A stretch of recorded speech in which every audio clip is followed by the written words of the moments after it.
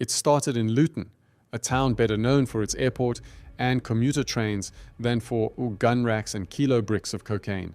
But behind shuttered houses and encrypted phones, an organized crime group was building a dangerous empire. This wasn't just about drugs. Alongside heroin and cocaine shipments worth millions, the gang stockpiled semi-automatic pistols and hundreds of rounds of ammunition.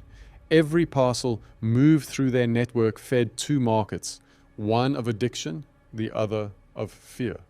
At the center was Mohammed Waqas Khan, a man who thought he could rule from afar, hiding in Dubai while his lieutenants ran the UK end of the operation. Using encrypted messaging apps, they believed they were invisible. But the very technology they trusted became their undoing. Investigators cracked the code, pulling back the curtain on a sprawling web of couriers, storekeepers, and armed enforcers. What followed was one of the most significant takedowns of an organized crime group in Bedfordshire's history. From the stash houses to the courtrooms, this is the story of how a Luton gang's empire of drugs and guns collapsed, and why no amount of encryption or distance could shield them from justice. For detectives looking back, the origins of the Luton OCG now seem obvious, but at the time the pieces were scattered. Small seizures, a few suspicious meetings, coded chatter on encrypted phones. To connect it all required patience. The group had built itself like scaffolding, layer by layer, each member with a defined role, each task designed to insulate the leadership from the risks on the ground. At the top was Mohammed Waqas Khan, born and raised in Luton, but living much of the time in Dubai. He thought distance was protection. From thousands of miles away, he directed his operation with the confidence of a man who believed the law couldn't touch him. Using EncroChat handsets, those black custom-built devices beloved by organized criminals, Khan issued orders, arranged shipments, and settled disputes. He was the architect, but his blueprints relied on loyal lieutenants. One of them was Oris Soger, a man trusted to oversee day-to-day logistics. He wasn't just a courier, he was a recruiter, a manager, someone who ensured that the chain of supply remained unbroken. Then there was Mohammed Ahmed, whose role was both crucial and dangerous. He was the storekeeper. Cocaine and heroin came through his hands in kilo bricks, packed away in houses that looked ordinary on the outside, but hid weapons and ammunition inside. When officers eventually raided his property, they uncovered not just drugs, but semi-automatic pistols and hundreds of rounds of ammunition. A clear sign the gang's empire was protected not just by money, but by the constant threat of violence. Below them, names like Mohammed Shergul Khan, Aftab Ayub, and Zakir Farid filled the ranks. Each had their jobs, transporting consignments, handing over cash, keeping the wheels of distribution moving. It was a hierarchy modeled not unlike a business. At the top, strategy and finance. At the bottom, the labor that moved product from point A to point B. And there was another figure who helped the group scale up. Michael Orshador. He had the connections to link the Luton crew to supply routes stretching out of Europe. Cocaine and heroin moved across borders, through ports like Tilbury, from suppliers in the Netherlands. For years, these shipments slipped through, feeding the domestic network and generating millions in illicit revenue. But with growth came risk. The more drugs they handled, the more couriers they used, the more houses they filled with contraband, the more visible they became. Each new stash location was another liability. Each new courier was another point of weakness. For investigators, that meant opportunity. Surveillance units began tracking movements in and out of known addresses. Financial investigators charted money, moving faster than legitimate incomes could explain. And all the while, encrypted messages stored in servers overseas became ticking time bombs, records of conversations that would later be read aloud in a courtroom. In Luton, though, the group thrived. Communities felt the weight of their presence without always knowing who was behind it. The drugs they imported fed local addiction.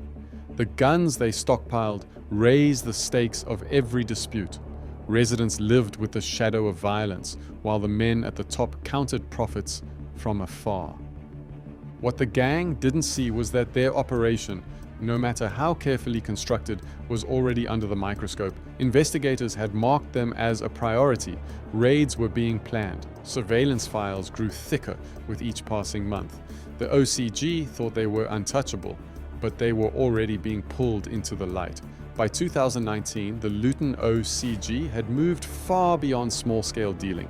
The group had grown into a well-oiled machine, pushing serious volumes of cocaine, heroin, and ketamine through their pipelines. What once looked like a local crew now resembled a regional syndicate, with supply routes stretching out across borders.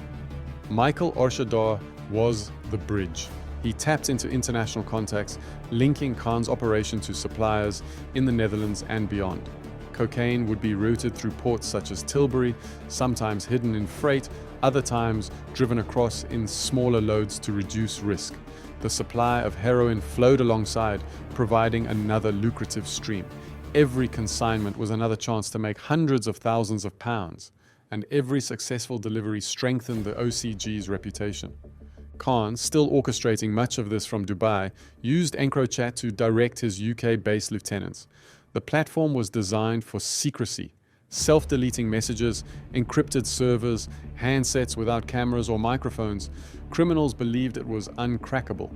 Orders were relayed with a kind of coded confidence. 2 keys, 3 birds, the tools are ready.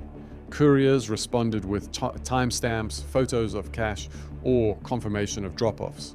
To the gang, it felt like a private world cut off from the eyes of law enforcement. But behind the scenes, investigators were closing in.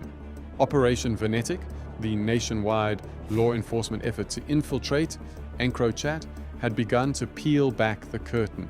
Every boast, every order, every threat that the gang sent through their encrypted phones was being collected, catalogued, and prepared for court. The system they trusted most was becoming their downfall. The scale of what was uncovered stunned even seasoned detectives.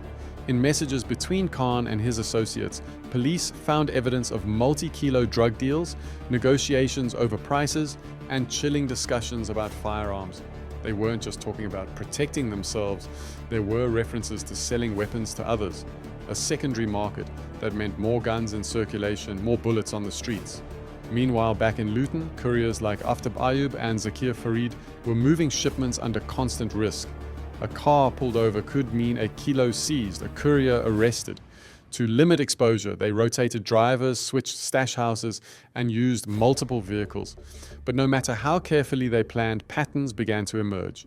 Surveillance units watched the same faces meeting at odd hours, making quick exchanges, moving bags, heavier than groceries but lighter than furniture. For law enforcement, it was like assembling a puzzle. Each intercepted message was another piece, each covert photograph, another corner fitted. When a courier dropped off drugs at Mohammed Ahmed's stash house, police knew the address was more than just a home. It was a warehouse, a vault, and an armory. Inside, the stakes were rising. The OCG wasn't just hoarding drugs. They had 6 semi-automatic pistols and nearly 200 rounds of ammunition. These weren't antiques or collectibles. They were tools of intimidation ready for use in kidnappings, robberies, or turf disputes. In the encrypted chats, the men spoke of business that was never far from violence. And yet, even as their empire grew, cracks were forming. Khan's absence made him reliant on his lieutenants, and not all of them showed the same discipline. Some couriers flaunted cash, others grew careless. Police surveillance caught glimpses of sloppy handovers and risky storage practices. The very ambition that had expanded their empire was also stretching it thin. By early 2020, detectives had what they needed: communications, surveillance logs, names, addresses, evidence of weapons and drugs. The gang still believed they were untouchable, hidden behind encrypted phones and international borders. But the net was tightening, raids were being drawn up, and soon the OCG's sprawling network would be dragged into the open. The first knock came before dawn. Blue lights cut through the darkness, and heavily armed officers from the Eastern Region Special Operations Unit, URSU, swarmed across multiple addresses in Luton. For months, surveillance teams had watched the comings and goings, quietly building a picture of the gang's infrastructure. Now it was time to strike. In one house, detectives found Mohammed Ahmed's cash, the stash that had become central to the investigation. Behind unassuming doors were kilo blocks of cocaine, carefully wrapped and concealed. But more chilling was what lay alongside them. At other addresses, officers seized heroin, ketamine, cash, and encrypted devices. Couriers were caught mid-movement, some returning from late-night runs, others asleep in beds they would never see again, as free men. The arrests were fast, coordinated, and overwhelming. The gang that had prided itself on control and secrecy suddenly faced the full weight of the law.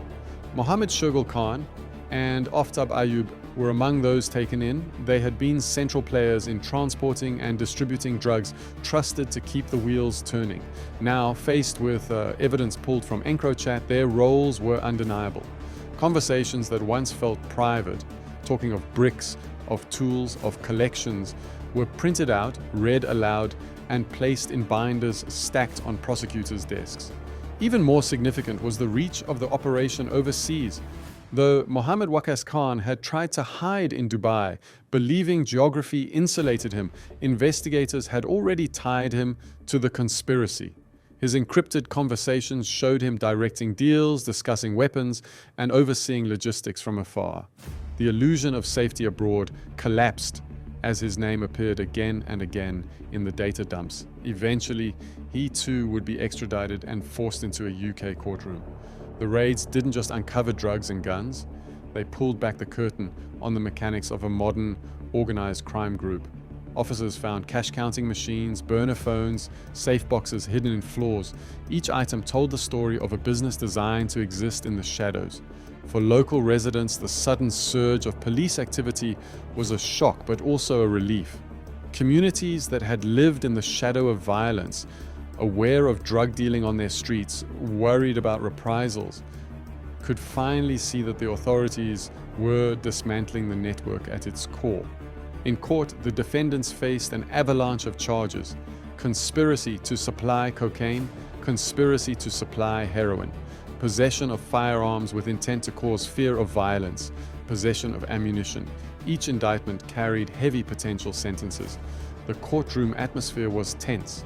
Family members sat behind glass, while prosecutors laid out the scale of the operation in meticulous detail. The evidence was devastating. Surveillance footage showed cars meeting in car parks late at night. Photographs revealed blocks of cocaine seized during raids. And then there were the EncroChat logs, message after message mapping the OCG's inner workings. For the jury, the paper trail left little doubt. By the end of those early hearings, it was clear this wasn't a case of a few men caught with drugs. This was a dismantling of an empire, one that had controlled millions of pounds in narcotics and armed itself to enforce power. The trial that lay ahead would be long, but the writing was already on the wall. The Luton OCG's reign was over. The trial of the Luton OCG became one of Bedfordshire's most significant organised crime cases. In the dock sat the men who had once controlled a £1 million drugs empire, their power stripped away, their encrypted secrets now public record. At the center was Mohammed Waqas Khan, the self-styled boss who thought living in Dubai made him untouchable. Prosecutors presented his EncroChat messages, blunt, coded orders about kilos of cocaine, heroin, and pistols. Every line tied him directly to the conspiracy he had tried to command from abroad. Beside him was Michael Orshadar, the group's international link. He was accused of importing shipments from the Netherlands through Tilbury and other routes, supplying Khan's empire with the product it needed to thrive. Then came the lieutenants. Mohammed Ahmed, caught with stash houses full of cocaine, semi-automatic pistols, and nearly 200 rounds of ammunition. Mohammed Waqas Khan and Aftab Ayub, both tied to surveillance footage of handovers. Zakir Farid, the youngest, caught running drugs for his seniors. The defense argued roles were overstated or the EncroChat evidence misread, but the sheer weight of surveillance, raids, and digital transcripts crushed those claims. Verdicts fell hard. Khan received 27 years, 6 months, Orshadar 24 years, Ahmed 13 years, 6 months, others between 8 and 10 years. The judge's words echoed in court. These men had flooded communities with drugs, armed themselves with lethal weapons, and believed themselves beyond reach. Now their empire lay in ruins. When the sentences were announced, relief swept through parts of Luton. For years, residents had whispered about the drug houses on certain streets, about the men with fast cars and encrypted phones, about the tension that seemed to hang over certain neighborhoods. Now, those shadows had names and prison numbers, but the impact of the OCG's reign lingered long after the gang was behind bars. The drugs they imported had carved scars into the community. Addiction rates had risen in pockets of the town, leaving families fractured and public health services stretched. Every kilogram of cocaine and heroin distributed through Khan's network translated into overdoses, broken homes, and young people drawn into cycles of dependency. The money they made came at the direct expense of community well-being. The firearms they hoarded posed an even darker risk. 6 semi-automatic pistols and 180 rounds of ammunition had been seized, but police suspected more were in circulation. The idea that such weapons could move through residential streets in Luton was chilling.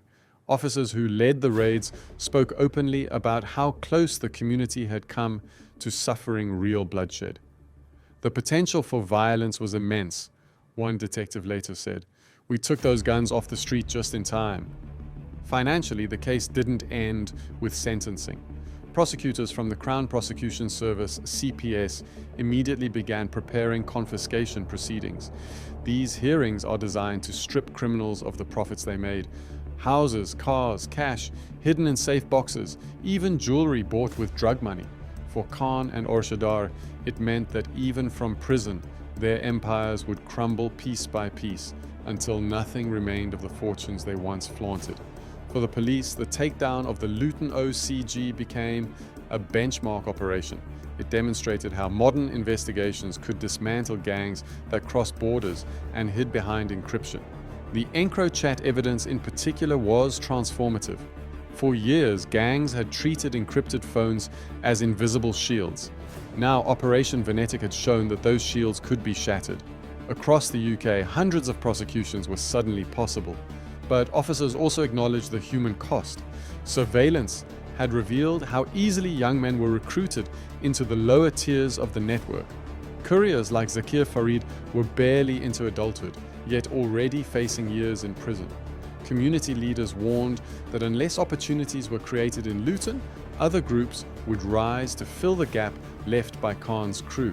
"You can lock up one gang," a counsellor said, "but if poverty, addiction, and lack of support remain, another will take its place." The case also raised questions about policing resources. Coordinating months of surveillance, raids across multiple addresses, and international cooperation with Dubai and the Netherlands required huge manpower. While the results were a success, senior officers admitted that only a fraction of OCGs in Britain could be targeted at this level. Still, the collapse of the Luton OCG sent a clear message. Encryption was no longer a guarantee. Running operations from abroad was no longer safe. Guns and intimidation would not protect a network from the law. In communities across Bedfordshire, posters appeared highlighting the convictions, a quiet reminder that the system could still deliver accountability even against those who thought they were untouchable. For the families broken by addiction, the relief was bittersweet. Justice had been served, but the damage remained. For law enforcement, the case was both a victory and a warning. The fight against organized crime was far from over. The fall of the Luton OCG was more than just another set of convictions. It was a glimpse into the reality of modern organized crime in Britain, international in scope, armed with military-grade weapons, and hiding behind encrypted phones. For years, Khan and his men believed distance, secrecy, and fear made them untouchable. Instead, those very tools became evidence that sealed their fate. The sentences were heavy, the confiscation orders relentless, but the case left behind a complicated legacy. Communities scarred by addiction and intimidation still face the fallout. Families destroyed by drugs won't be rebuilt by prison terms alone. And for every gang dismantled, others wait in the wings, ready to exploit the same vulnerabilities. For investigators, the lessons were stark. patience, technology, and international cooperation are essential. Encrypted phones aren't invincible. Overseas bosses aren't beyond reach. The success of Operation Venetic proved that even the most secretive networks can be pulled apart, line by line, message by message. In the end, the story of the Luton OCG is both a warning and a reassurance that crime can evolve, but so can justice. And when the two collide, no empire, however ruthless, lasts forever.